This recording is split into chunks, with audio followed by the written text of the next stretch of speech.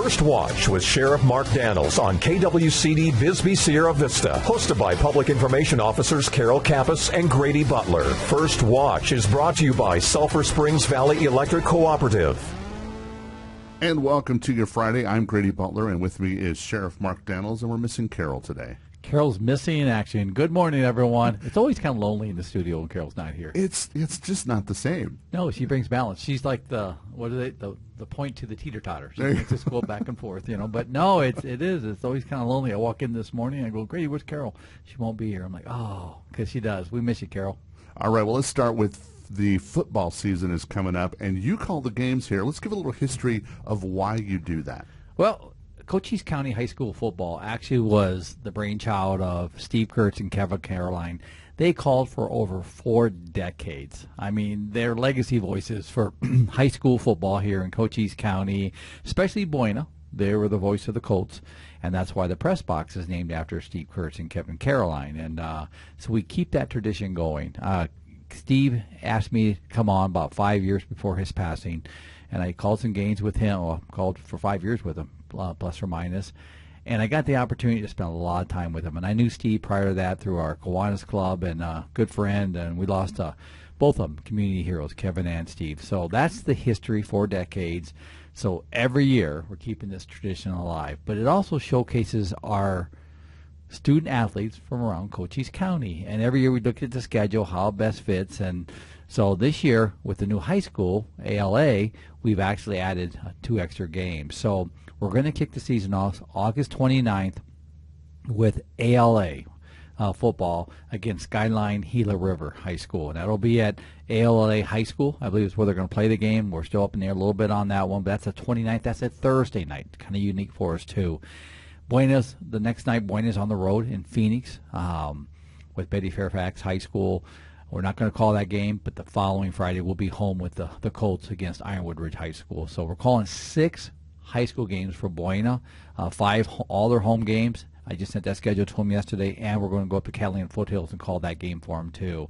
And then we're doing 3 Bisbee high school games. We got Benson included, Tombstone included, and Wilcox. So we're hitting them all. We're doing our best to hit them all. That's 11 games we're calling this year. It's going to be a new voice with me this year, and that is Country Chris.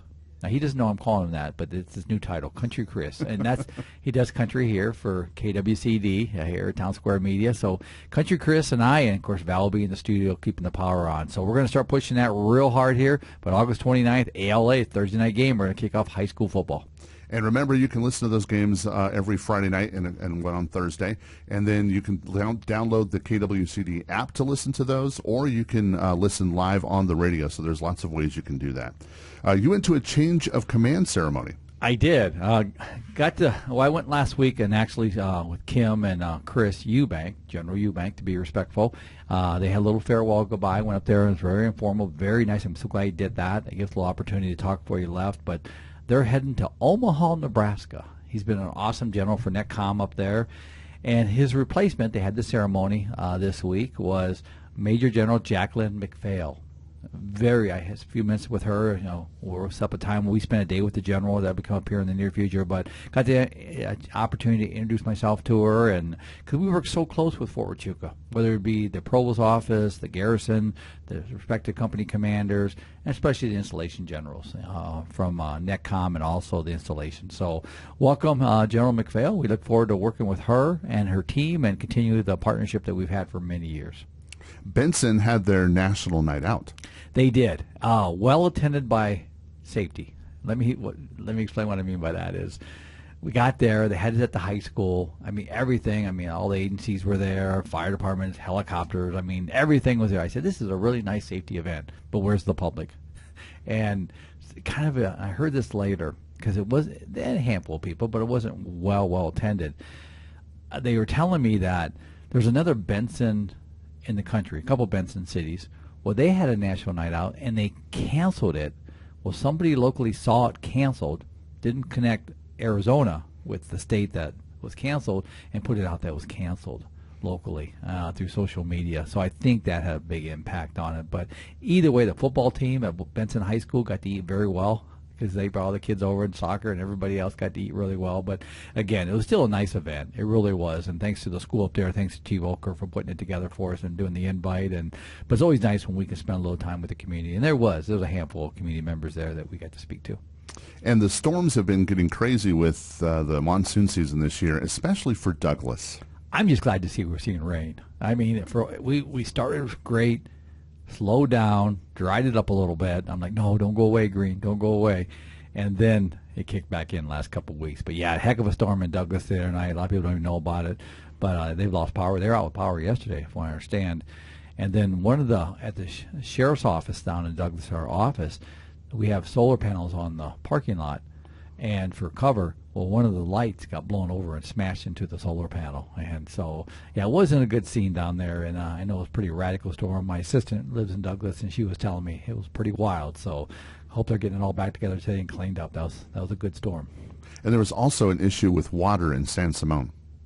There was. Sadly, over the week here, as we had a couple of weeks ago with Bowie Water Company, which seems to be more regular than not, San Simon Water Company. San Simon's located on the east end of the county, over by the New Mexico state line, and there's about 200 folks without water. Now, to put that in perspective, there's 90 to 100 degrees. A lot of people are elderly. They need that water running. They need that the cooling devices in the house, and that went down. So we went over there like we normally do between emergency services, Cochise County Sheriff's Department, and we sent teams over there just to make sure everybody was being taken care of. And we were close with the fire chief over in San Simon and the community leaders over there just to make sure that they knew we were there for them. And so as of, I believe it was yesterday, they got it back on. What happened was something to do with the electrical motor burn up. She had a short in it, and they put another one in. They had another problem with that, and then they got it fixed finally. So I'm glad that's back on. But no matter where we're at in the county, water is essential for our quality of life and our health, and if you don't have it, it's a big problem, especially in the middle of summer here in Arizona. So again, we're very attentive to and we're very responsive to that if it happens, and like we were in this case too. Tomorrow you get to meet with Vietnam veterans. I do. I get the opportunity once a year. I get to go speak to the Vietnam Veterans of America. And tomorrow I'm doing that at 9 o'clock in the morning, and this brings military together. It really does. The great part about Cochise County is we're military born, built. You look at it with Fort Huachuca here, a lot of alumni from the veterans from the military. And having the opportunity to speak to military has always been special to me, being a veteran myself. So tomorrow at 9 o'clock I get to go speak to them and kind of give them updates of what's going on at the sheriff's office, what's going on in our world, what we're doing. The border will be a topic. I promise you that. Our jail will be a topic. All the things that we're doing. So, again, it's always an honor, though, and thanks to Bill and the membership over there for inviting me, because I really look forward to it. Last time I had to cancel out based on an unexpected. It just happens in my world. So I'm looking forward to it. He sent me a thing the other day. Sheriff, you're going to be there. No, I'm coming based on the unexpected here. I'll be there. And then tomorrow night, it's Dancing Like the Stars. The key to that whole phrase, Grady, is like.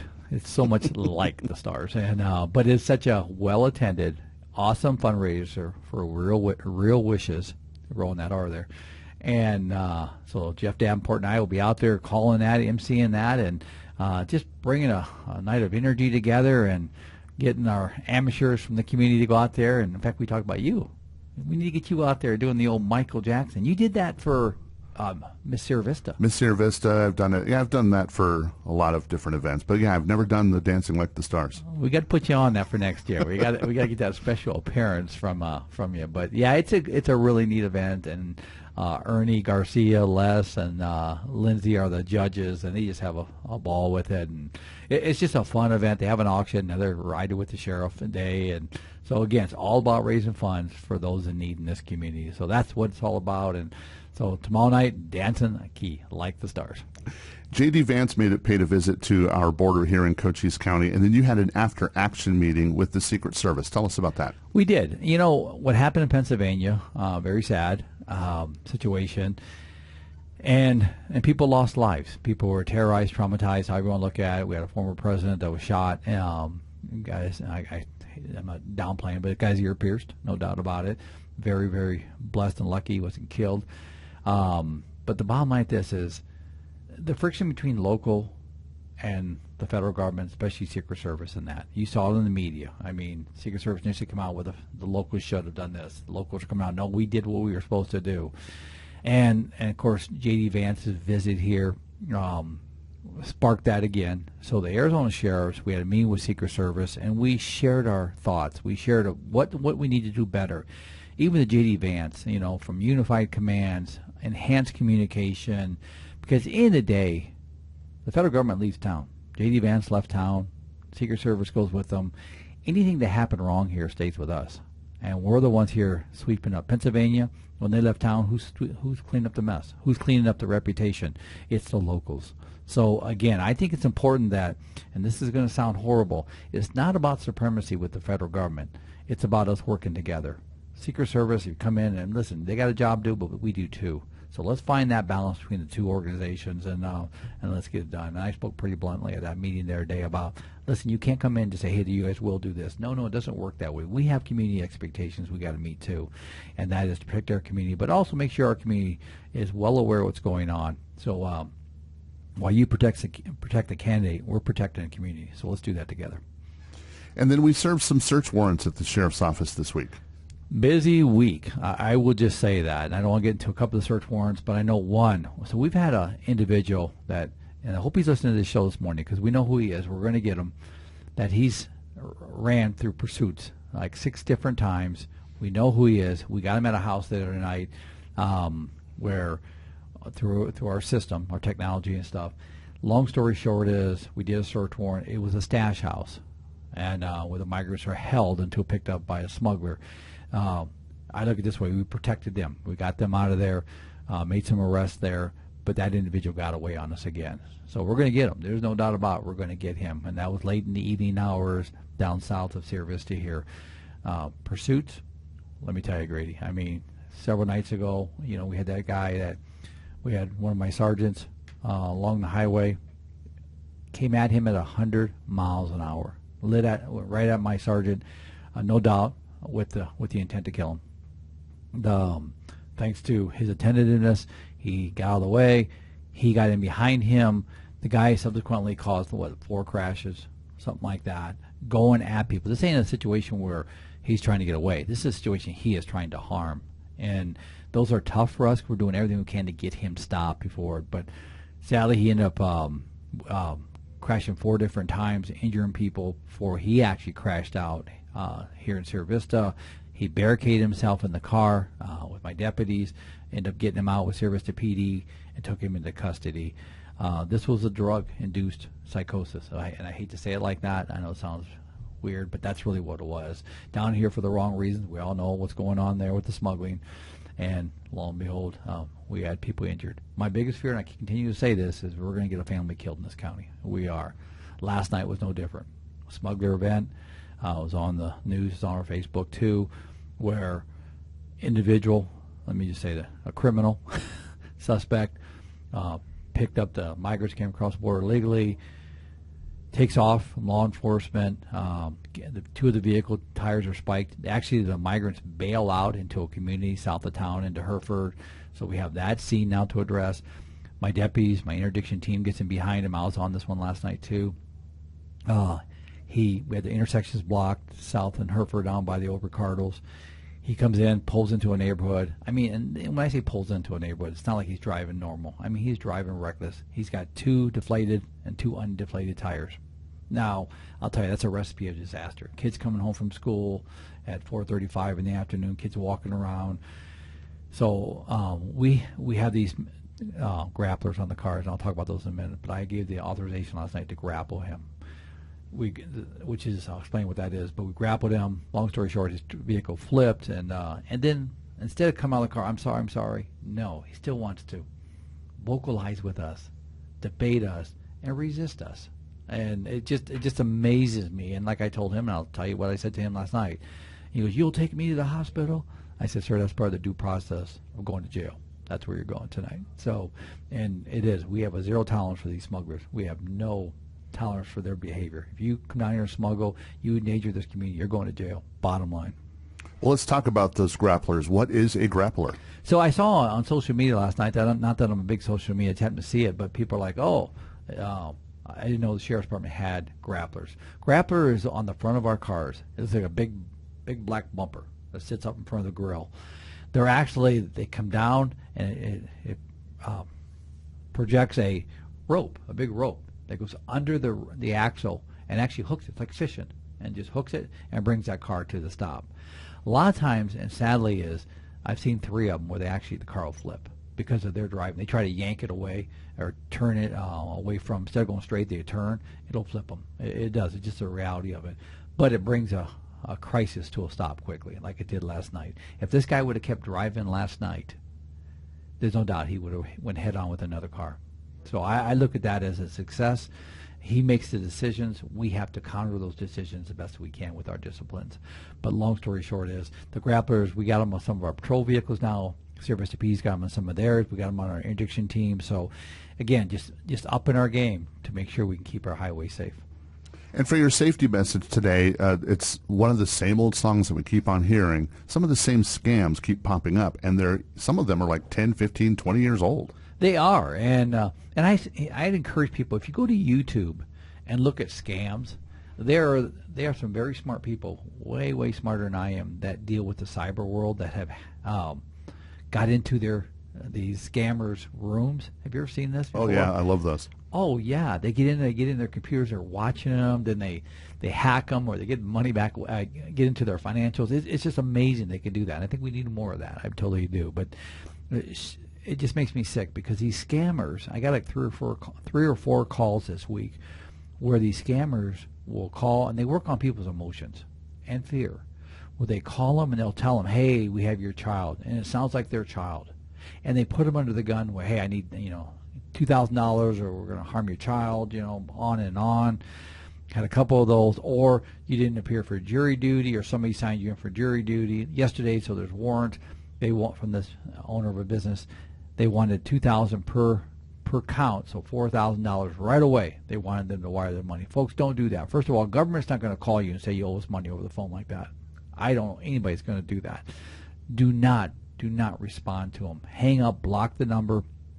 Most of these places are in foreign countries that we can't touch, but we can touch the hang up dial, get a whistle, blow in their ear, whatever you need to do, but do not fall for it. Please call us if that happens. Call your local law enforcement and let us look into it. But I can almost promise you 98% of the time it's going to be false.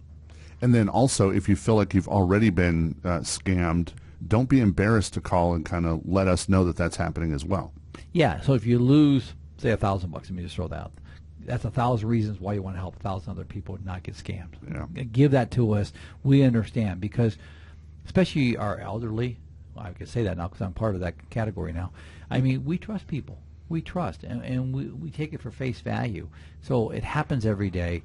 Sadly, I wish there was a way to stop it. I wish social media could do, or these places could do a better job, because a lot of it starts through social media too. I mean, but again, it's real to us. Welcome to a cyber world we live in, and like anything that's great, there's always an evil that attaches itself to it, and that's what's going on. And there's this is not a catch-all, but there's one thing you can do, that if you did not initiate a call, be suspicious. So if someone's calling you, don't give them information and wonder. Hang up and go back and look up an actual number to whoever, the jury, the court, the whatever, the sheriff's office, and call that actual number and say, "This, you guys just called me.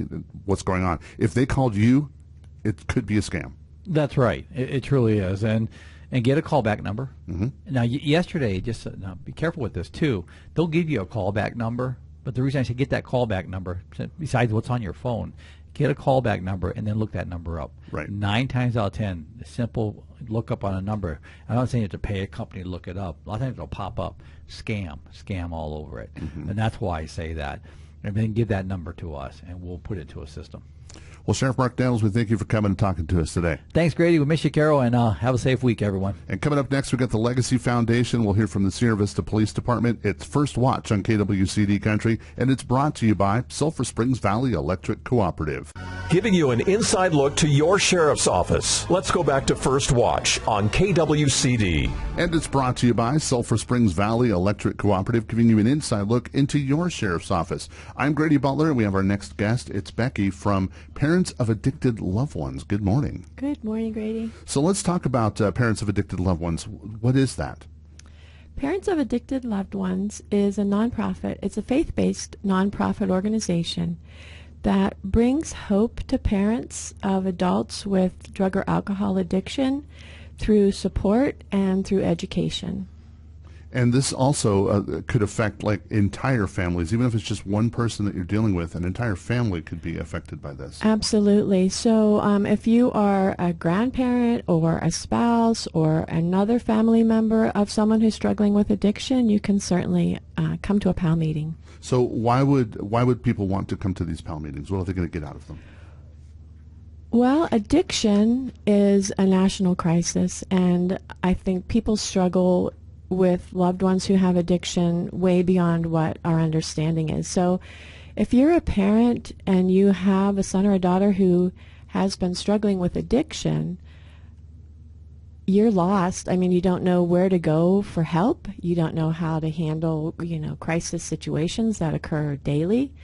And there's a lot of shame that goes along with addiction. And so parents are afraid to let people know that they have a loved one who is addicted or seek the help they need.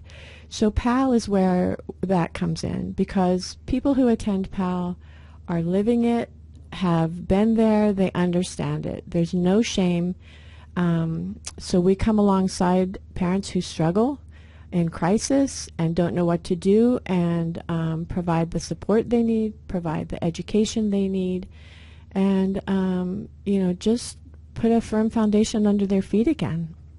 So this sounds like it's peer-to-peer kind of a help, because people that maybe are just starting in this or figuring out that they have a loved one that's in drugs, then they could go to someone who's already gone through what they're about to go through. Absolutely. And that, I think, is the most empathetic way to express it. It is definitely peer-to-peer. And everybody who sits in a PAL group meeting is in a different stage of the addiction journey, and so it's really great to have people who have been there or who are going through it help each other along that journey. And why do you feel that this kind of support is important? Parents come to PAL in crisis. I mean, they're just in crisis. And so when you come to PAL, you get tools that you can use to learn how to have conversations, with your loved one who might be calling you every day asking for money, or might be on their way to jail, and parents have no idea how to navigate those kinds of things. So when you come to a PAL meeting, I think one of the first things for a parent to understand is that the way their son or daughter is behaving in their addiction, they will see that same behavior in everybody else's loved one who is in that group. So someone who is in addiction, and this is the addiction talking, someone who is in addiction, they have a tendency to try to manipulate. They have a tendency to not tell the truth about things. They have a tendency to try to take things that don't belong to them so that they can earn money to get drugs. When you're in addiction, I heard it said this way once: when someone is in active addiction, it's like, if I would say to you, Grady, hold your breath. And I didn't tell you to breathe, I just said hold your breath.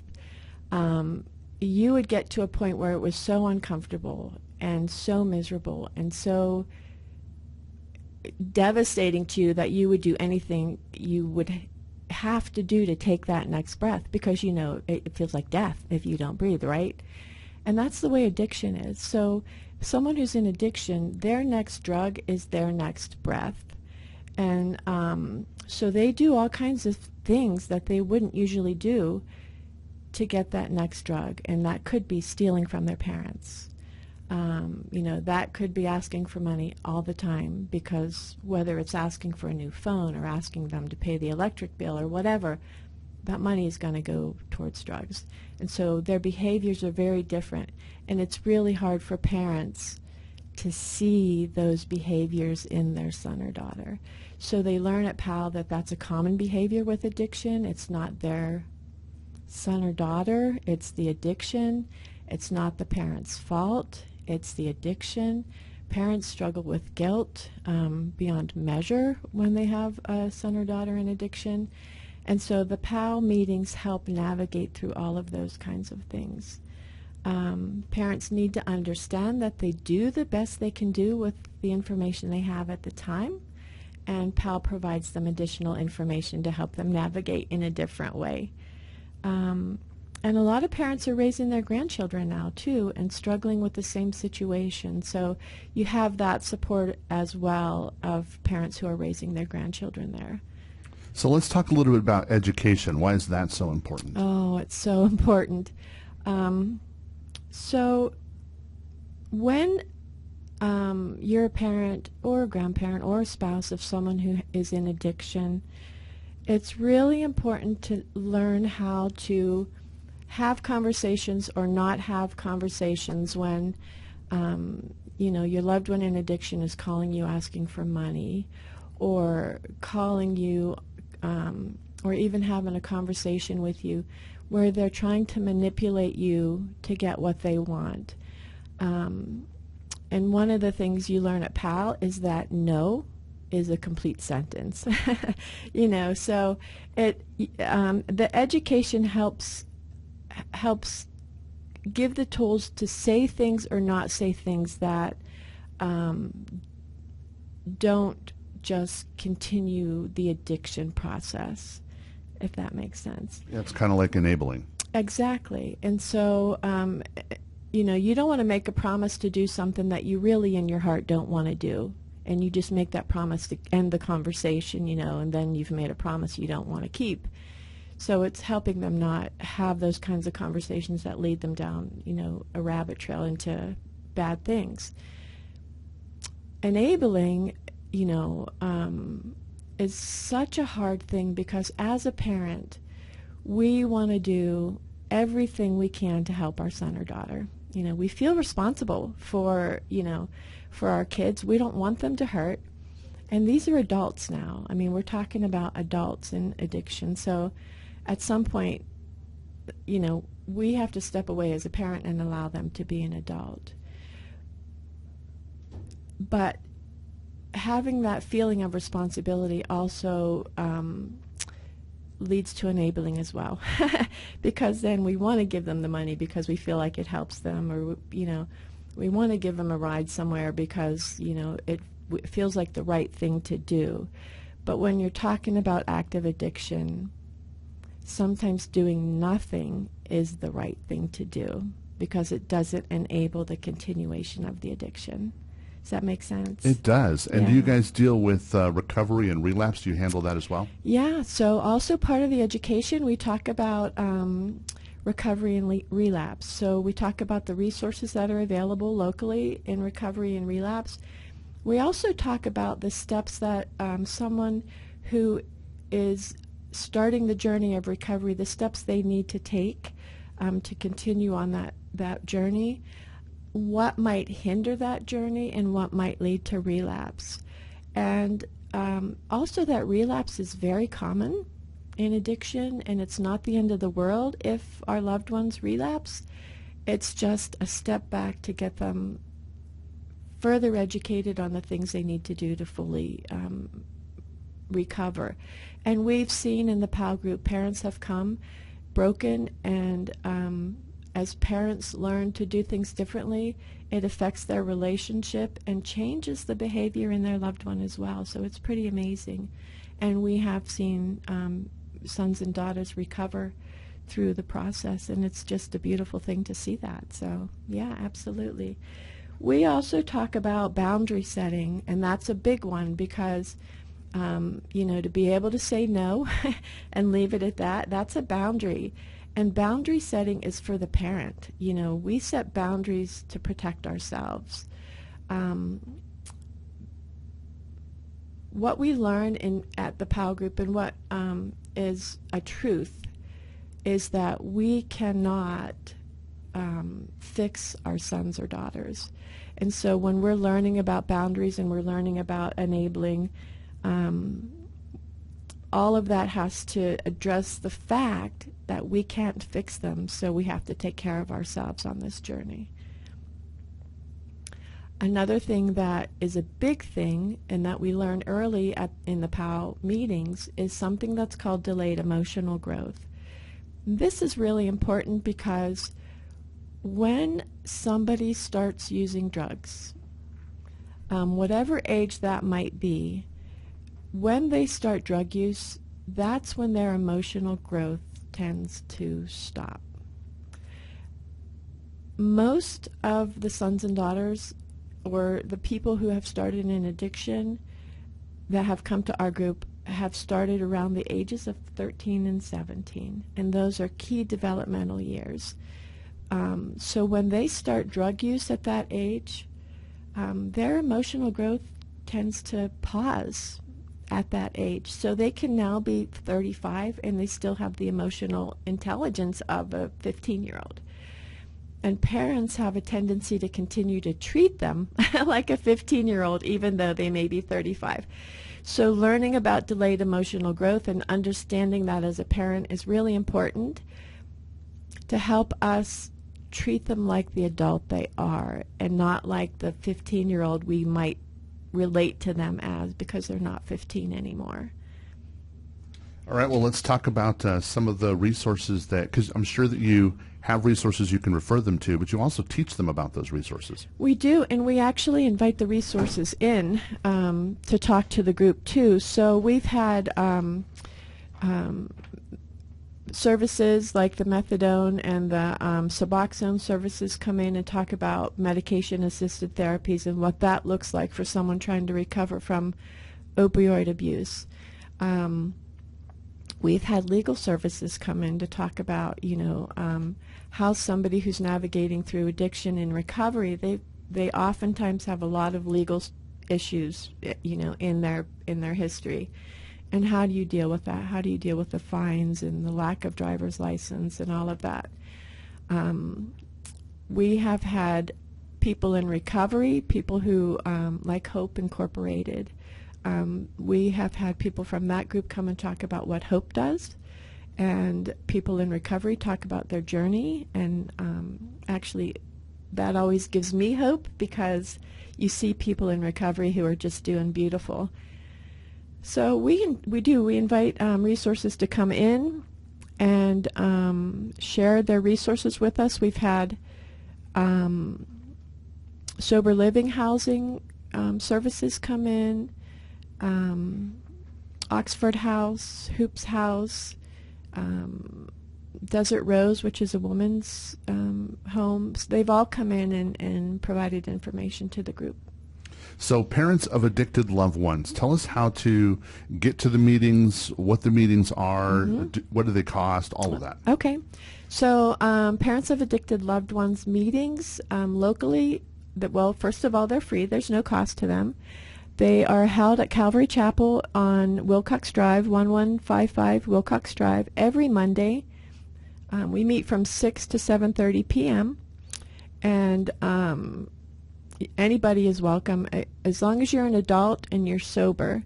Anybody with a loved one who is struggling with addiction, whether it's drug or alcohol addiction, is welcome to come to the meeting. All right, and do you have contact information where they can get a hold of you? Sure. So if you're interested in learning more, you can call Becky at 520-559-1350, or you could email svazreb@aol.com, or you can go to palgroup.org. All right, that sounds great. Is there anything else you'd like to talk about before we go? Yes, I want to put a plug in, if I may. There is Cochise Addiction Recovery Partnership, which is a group of exactly what it says, addiction and recovery services that partner together. And Cochise Addiction Recovery Partnership is having a community spotlight called Hope in Addiction and Recovery. That will be on November 18th. There will be, and it'll be at Cochise College main campus on Colombo Drive. There will be a resource fair from 4 to 5:30, which will have all kinds of resources that's available locally related to addiction and recovery. And then after that, from 5 to 7, there will be presentations about stigma and drugs and just community information. So we invite the community to come. It's free, and I think it'll provide a lot of information and resources for people who could use them. Well, Becky, we thank you for coming and talking to us today about parents of addicted loved ones. Thank you, Grady. Appreciate it. And we appreciate everything you do for our community. Thank you. First Watch on KWCD Country. It's brought to you by Sulphur Springs Valley Electric Cooperative. Giving you an inside look to your sheriff's office. Let's go back to First Watch on KWCD. And it's brought to you by Sulphur Springs Valley Electric Cooperative. I'm Grady Butler, and in the studio with me now, we have our next guest. It's Scott Borgstaff from the Sierra Vista Police Department. Good morning. Good morning, Grady. How are you? Doing well. So you've got some events that you'd like to let everybody know about. Let's start with Coffee with a Cop. Yeah, Coffee with a Cop. That's coming up next Saturday, August 17th. We're going to hold it at the Starbucks in Target. It's a good time for people, to come and talk with law enforcement officers. Chief Heiser will be there. It's going to be a casual event where you can just, sit and talk with a police officer, ask questions, or share your thoughts, concerns, about things going on in Sierra Vista. And speaking of questions, you have a neat little thing you guys do on your Facebook page where you're asking the questions and you're kind of letting citizens see how well they know their driving rules. Yeah, we've been having some fun with this. It is fun. We've been going out to the farmers market and recording some videos with folks, just kind of walking up and say, hey, you want to do a video? And surprisingly, people are willing to do it. Asking traffic questions. We had the mayor on last week. He answered some tough questions about school buses and stuff and did a great job. But yeah, folks seem to really enjoy this, kind of educate the public a little bit about different laws. And how you feeling? You up for a couple of questions? Hit me. Let's see how I do. All right. How about the hardest question we've ever asked? Oh, no. Why do you have to start with that? All right. So there are 3 civil traffic violations that have enhanced penalties for multiple violations. What are those violations? Seatbelt, phone. Oh, man, what would the third one be? Hang on, give me a second. Speeding? Oh, man. On all 3. All 3? All 3, Okay, yeah. go ahead. Okay, so the first one, passing a stopped school bus. Okay. If you get caught doing that more than once, the first fine is $250. The second goes up to $500, and the third is $1,000. Wow. Yeah, pretty expensive. And then vehicle financial responsibility or insurance for no insurance. Now, this is where it gets real interesting. Actually, you did get one right. Sorry about that. But yeah, for the no insurance, the first is a $500 fine and a 3-month suspension on your driver's license. The second, $750 and 6-month suspension. And for the third, $1,000 and you lose your license for a year. Wow. But yes, I'm sorry, you were correct. Cell phone use was one of the correct answers. Sorry about that. The first violation is $75, but no more than $150 or $149. For the second or subsequent violations, the fine goes up to $150, but not more than $250. Okay. So put the cell phones down. Yes, it can please. get very expensive, and make sure that you don't pass a stopped school bus and have your vehicle insurance. I'll take my one for the win. Okay, we'll do that. One for the win. Okay, how about since we talked about school and all that, let's talk about school buses here. Okay. All right. When is it illegal to pass a stopped school bus? When its lights are flashing and its stop sign is out. That's absolutely correct. Yeah, that's absolutely correct. Now, subsequent question, when is it legal to pass a stopped school bus? when there is a median in between 4 lanes. That is correct. Yeah, if there's a median, breaking it, or if the bus is stopped in a loading zone where pedestrians are not permitted to cross the roadway. Now, we don't have that situation here in Sierra Vista, but other communities might have that. But yeah, for the most part, if there's a solid median or a barrier between 2 roadways, yeah, you don't have to stop. And that also applies for emergency vehicles. So, you know, if like Avenida Cochise is a good example, or Wilcox Drive. You know, if a fire engine's going or a police car's going down westbound, say on Wilcox, and you're going eastbound, you're not required to pull over and stop if they have their emergency lights and siren on. Good job, Grady. Thank you. I think I feel good now. I recovered after that first failure. Yes. Yeah. Well, let's talk about leash laws in Sierra Vista. Yeah, this is a campaign that we started at the beginning of the year, trying to educate folks a little bit. We were getting quite a few complaints at the local parks, Veterans Memorial Park and Tompkins Park specifically, about people having their dogs off leash. You're not allowed to do that in Sierra Vista if you're on public property like a city park. And we always get this question, says, yes, but my dog is on voice control. That doesn't make a difference.